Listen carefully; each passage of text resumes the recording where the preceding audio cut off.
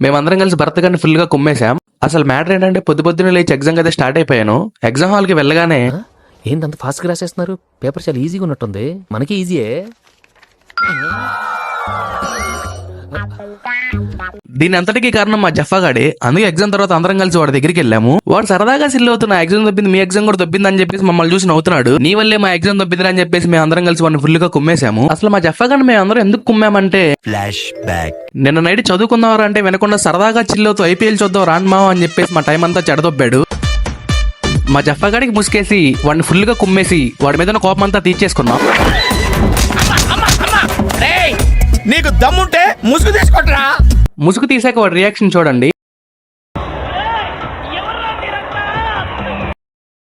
బుద్ధుంటే ఇంకోసారి మమ్మల్ని అందరినీ కదిలిచ్చేవాడు. సరే ఎగ్జామ్ పోతే పోయిందని చెప్పేసి అందరం కలిసి కాసేపు క్రికెట్ ఆడాము. జఫాగాడు కూడా క్రికెట్ ఆడడానికి మా దగ్గరికి వచ్చేసాడు. వాడికి మాత్రం వీళ్ళు బాల్ ఏనని చెప్పారు. ఇంకా అలా కాసేపు అందరం కలిసి క్రికెట్ ఆడుకున్నాము. ఉంటున్నాను మరి. వెళ్లే ముందు లైక్ చేసి ఫాలో చేయడం మాత్రం మర్చిపోకండి.